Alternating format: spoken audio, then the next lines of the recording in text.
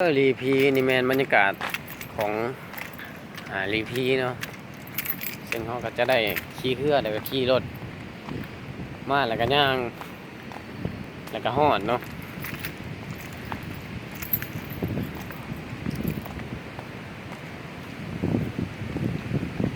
เป็นธรรมศาสตร์ที่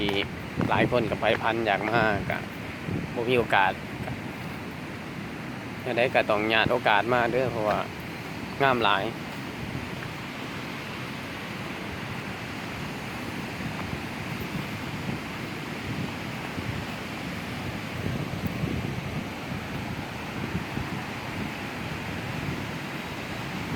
ตัวนี้แมนจะเป็นกังหังเนาะใบพัดผลิตกระแสไฟฟ้า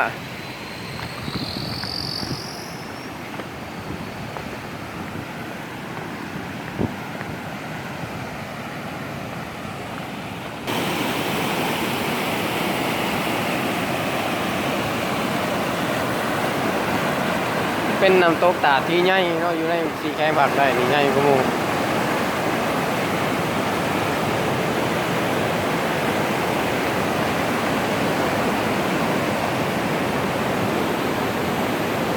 ว่า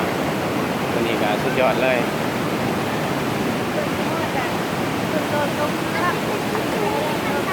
มาถ่ายเนี่ยหน้ามาดีถ่ายเนี่ยหน้าถ่าย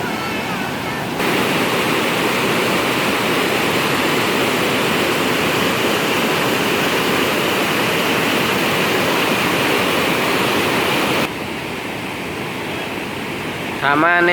ช่วงหน้าแล้งนี่น้ำจะใสเย็นครับเนาะนี่มาในช่วงหน้าฝนนี่แม่นจะมืดๆนี่จนจะน้ำจะขุ่นหลาย